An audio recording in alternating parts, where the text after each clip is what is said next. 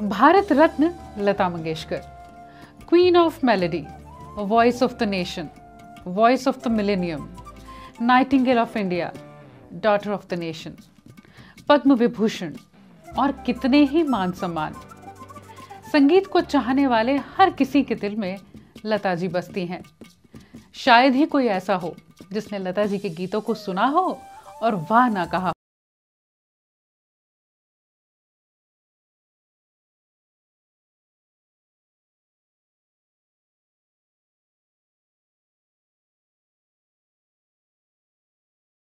मैंने हिंदी सिनेमा का हर दौर देखा है। इसमें बदलते संगीत की उतार चढ़ाव की साक्षी हैं वो। 28 सितंबर लता जी का जन्मदिन, और आज बात करूंगी लता जी की पर्सनालिटी के उस खास हिस्से की जिसके बारे में उन्होंने ये तय किया था कि वो ऐसा कोई गीत नहीं गाएंगी जिसमें कोई गलत शब्द होगा। और इसीलिए आर.डी. बर्मन साहब भी अपने एक गीत को लेकर कश्मकश में थे कि दीदी कहीं गाने के लिए मना ना कर दें। कौन सा गीत था वो, क्या हुआ था, लता जी ने फिर उसे गाया कि नहीं गाया, आज यही बताने वाली हूँ रील नहीं रियल स्टोरीज में। मेरी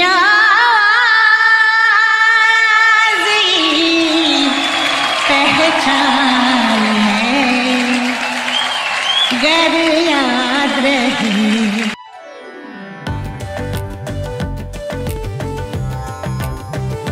लता जी ने कई इंटरव्यूज में खुद भी कहा है कि वो उन गीतों को गाने के लिए मना कर देती थी जिनमें कुछ वल्गैरिटी हो या उन्हें फिर कुछ सही ना लगे।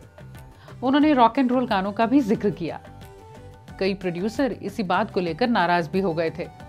राज कपूर साहब भी उनमें से थे। जब लता जी ने एक गीत को गाने के लिए मना किया तो उन्होंने सभी गीत फिर आशा जी से गवाए थे। अब इसीलिए म्यूजिक डायरेक्टर्स थोड़ा डर भी जाया करते थे कि कहीं लता जी गीत के लफ्ज सुनकर मना ना कर दे। ऐसा ही हुआ जब 1978 की फिल्म घर का गीत रिकॉर्ड होना था। अब पंचम दा ने ऐतराज किया कि ये लफ्ज लता जी नहीं गाएंगी, उन्हें सही नहीं लगेगा, पसंद नहीं आएगी ये लाइन। गीत था जिसमें वो लाइन थी, आपकी बदमाशियों के ये नए अंदाज हैं। बात बदमाशियों लफ्ज की थी। इस बात का जिक्र गुलजार साहब ने किया था। उन्होंने ही तो लिखे थे गीत इस फिल्म के लिए।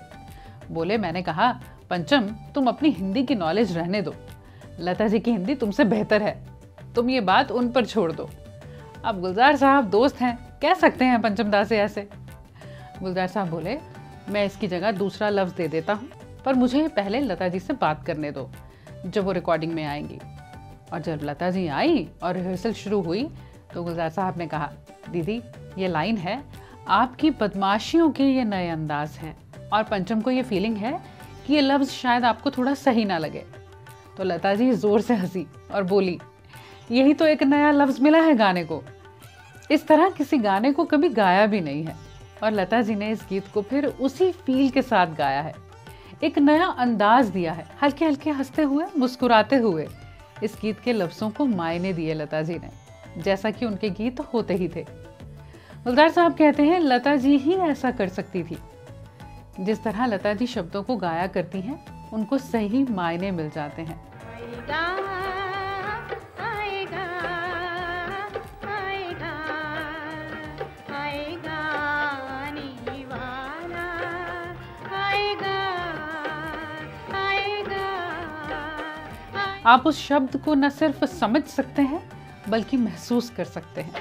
कभी कभी मेरे दिल में ख्याल आता है कि जैसे तुझको बनाया गया है मेरे लिए। लोरी हो, प्रार्थना हो, कोई त्योहार का गीत हो, रोमांटिक गीत हो, फिल्म में किसी बच्चे ने गीत गाया हो, माँ की आवाज हो या फिर बहन का इमोशन हो।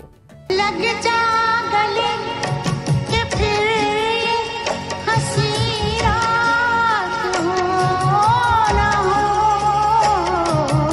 शायद फिर इस जन्म में मुलाकात हो। आपको इंतजार हो किसी का, आप बेकरार हो, उल्हाना देना हो, किसी को मनाना हो या शर्माना हो। मैं तो तब से खड़ी ये अखियाँ थक गई बन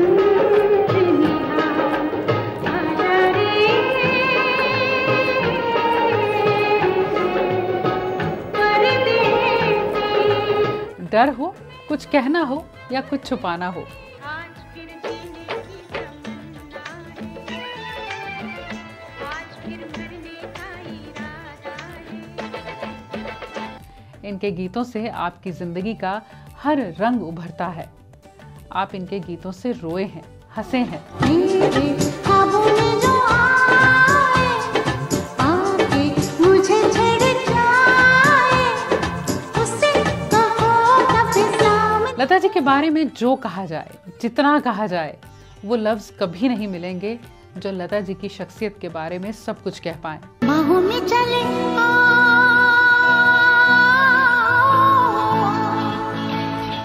हो हमसे सनम क्या पर्दा हो हमसे सनम।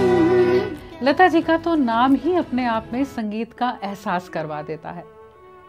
आज ये नहीं कहूंगी कि लता जी की आवाज में कौन सा फेवरेट गीत है, आज ये कहूंगी कि लता जी का नाम लेते हुए कौन